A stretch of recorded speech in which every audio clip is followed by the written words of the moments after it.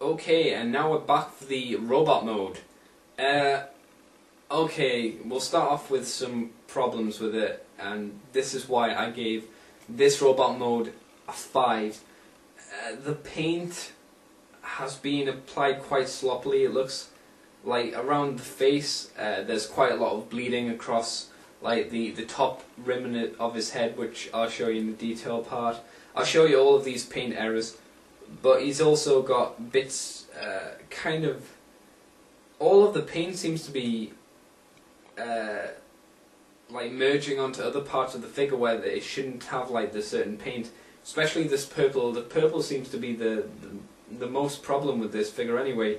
I assume because it's mainly red plastic and the green, sorry, the purple is probably painted on, but it is an unfortunate little thing they've done with it.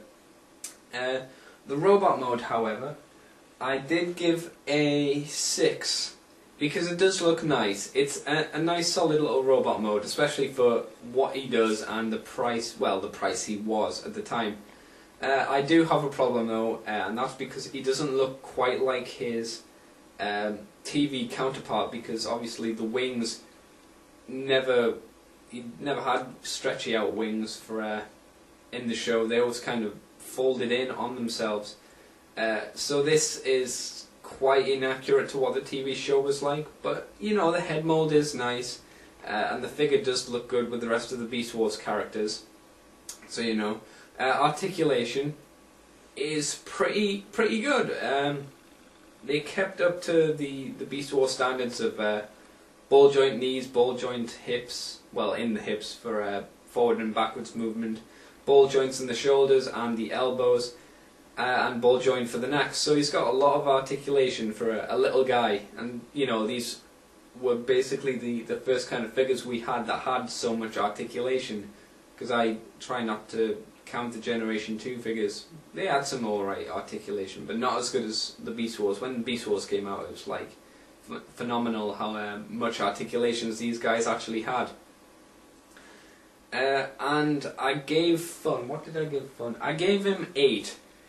8 out of 10 for Fun, because he is Terrorsaur, and he is a really fun little toy.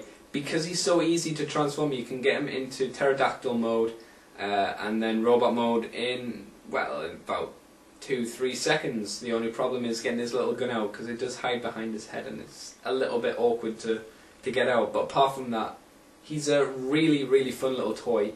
Unfortunately now he'll set you back quite a bit of money, because he is one of these TV show characters, so he is quite rare. Well, I wouldn't say rare, but he is one of those awkward characters to find, you know, without having to pay a ridiculous amount.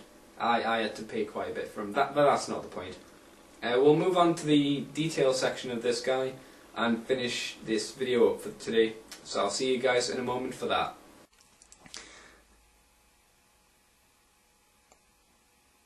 Okay, so here is Terrorsaur in his robot mode, and because of the light, his head is made so it looks blue, but it is purple. I assure you that. As you can see, his head mold is quite nice, but you do get these bits right in the corner of his face which shouldn't be there and are a bit of a shame. He's got a generally a nice face mold all in all, and this is where unfortunately you see the paint splurging across the head. Again, you can kind of tell that this was probably a red plastic head at first, and then they just painted it and didn't do quite a good job of it. Unfortunately, as you can see, more of the paint kind of not applied correctly. Not a problem, I suppose, but it is a little bit irritating, and I wish they hadn't have done that, but not to worry.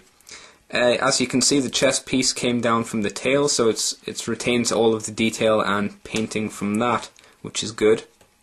His hands, again, were probably red plastic with paint put over, so they do kind of again lose some of their style because of the paint coming over. The arms don't have much detail on, but they are nice. A little bit of detail goes a long way, I like to think, and it does have just the minimum amount of detail to make it good. The legs are not left, they do have these little subtle lines put into them, and for some reason the ankle legs here seem to have little bits coming off. This may just be like paint mishaps or whatever, but it's still good. And of course he's got the classic Terrorsaur pointy toe thingies, which is good. It's good that they kept that in, but he can be a little bit of a problem to stand, so you need to be careful with that. Kind of have to tilt him more forward than you'd like to. I'll just do that. Oh, no, he's going down. He's going down again. That'll do. Looks like he's about to throw up. But no worries. This is, of course, his little gun, which is quite nice. A little machine gun there. It does flip away like that. Oh, it's actually a good angle from here. And it does pop in right here behind his head when he's in his Pteranodon mode or whatever. So it is good that, you know, he can hide his weapon. He doesn't have any loose bits flapping around. See, it just pops in nicely there. So yeah, Terrorsaur, a really good figure. Unfortunately, mine has minor paint mishaps, but for the size of the figure, you probably won't notice unless you're looking at them. Really poseable, really nice. Unfortunately, maybe a bit too expensive these days. But for now, this is Cobra Commander TFW saying thanks for watching, guys, and I'll see you later.